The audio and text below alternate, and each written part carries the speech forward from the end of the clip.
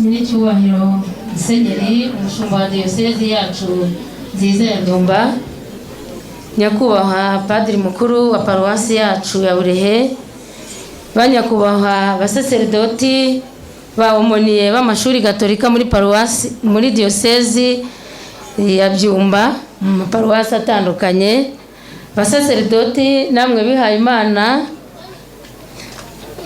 nyakubahwa Rigo advisor w'intara yacu y'Amajyaruguru, nyakubahwa vice mayor w'akarere ka Burera ushinzwe imibereho myiza, nyakubahwa division manager w'akarere ka Nyagatare, banyakubahwa mushinzwe uburezi mu karere ka Gicumbi na Rulindo, nyakubahwa mufatanyabikorwa wacu dukunda cyane Sina Gerard, bayobozi batandukanye mu nzego za leta mutabiriye uyu munsi,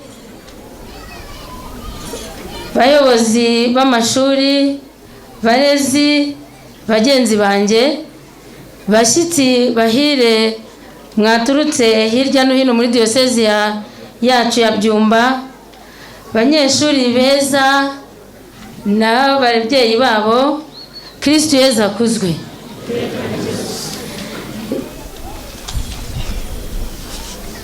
Mbanje gushimira Imana kuri uyu munsi mwiza yaduhaye kugira ngo twicare tuganire ku burezi n'uburere bw'abana bacu, kugira ngo turusheho gutekereza no kurebera hamwe icyakomeza kudufasha kugira ngo umunyeshuri turera arusheho kuba umuntu ushoboye kandi ushobotse.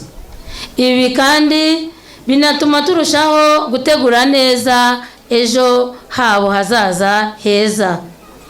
Ndashimira byimazeyo Kiliziya Gatolika idahwema guhihibikanira icyateza imbere uburezi n'uburere bw'abana bose, idufasha mu myigire n'imyigishirize binogeye Imana n'abantu, ikagera naho ifata umwanya nk'uyu mwiza wa buri mwaka tukamara icyumweru cyose tuzirikana ku nsanganyamatsiko Kiliziya iba yaduteguriye mu rwego rwo gufasha Imana kurema umwana ushoboye kandi ushobotse. Uyu mwaka rero tukaba tuzirikana icyumweru cy'uburezi gatolika twaje gusoza none ku rwego rwa diyosezi yacu ya Byumba, aho insanganyamatsiko y'uyu mwaka igira iti umwana usukuye mu ishuri risukuye. Mu nyigisho twazirikanyeho muri iki cyumweru dusoza none, twafashe twe abarezi n'abanyeshuri umugambi wo kurangwa n'isuku ku mubiri, mu rugo no ku ishuri, kurangwa n'umutima usukuye mu buzima bwacu bwa buri munsi, kumurikira abandi dukoresheje ibikorwa byiza nk'uko mwabyumvise mu mbyino nziza aba banyeshuri batukiniye babivuze, kurangwa n'ibikorwa by'urukundo twirinda ubwandu ubwo ari bwo bwose butubuza kuba abaziranenge, kuyoborwa na Roho w'Imana kugira ngo tunyure Imana tuzabashe gusangira umurage na Yezu Kristo, kuyoborwa na Roho w'Imana kandi mu ishuri kugira ngo turusheho kugira roho w'ubuhanga n'ubwenge, gukora neza umurimo wacu kugira ngo udutere ishema, dutere n'ishema Kiliziya n'igihugu, guharanira kuba no guhesha ishema imibiri yacu, kwirinda ibikorwa biduhumanya cyangwa se bigahumanya abandi, gufasha abanyeshuri kugira ubudatezuka baharanira kugera ku ndoto zabo cyangwa intego bihaye mu buzima bwabo. Nk'abarezi rero, intego yacu ni ugukomeza guharanira gutanga umusanzu wacu mu kuzamura uburezi bufite ireme, twimakaza umuco w'isuku kuri twe ubwacu, ku banyeshuri twigisha, mu mashuri twigishirizamo ndetse n'aho dutuye. Turashimira byimazeyo ubuyobozi bw'igihugu cyacu cyiza cy'u Rwanda ku bufatanye bufitanye na Kiliziya Gatolika. Turabashimira rwose uburyo mwazamuye imibereho myiza y'abarezi, tukaba tubasezeranije ko natwe nk'abarezi dukomeje umurava mu kwita ku muhamagaro wacu dufite wo kurera Imana n'igihugu. Nubwo ibimaze kugerwaho ari byinshi kandi byiza, muri uyu muhamagaro wacu hari ibyo tubona nk'imbogamizi, ku buryo biramutse bihawe umurongo byadufasha kugera ku ntego twiyemeje bitagoranye. Hamwe na hamwe mu mashuri ya diyosezi yacu haracyagaragara ibyumba by'amashuri byigirwamo bishaje cyane. Twavuga ko rwose bitajyanye n'igihe tugezemo.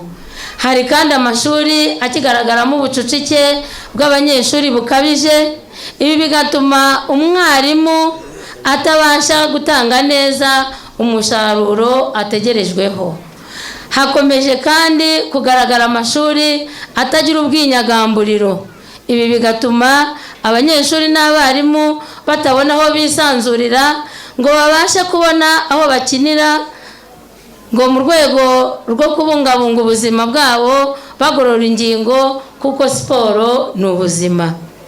Turashimira kandi leta y'u Rwanda ku musanzu uzwi ku izina rya capitation grant igenera amashuri ya leta n'afatanya na leta ku bw'amasezerano.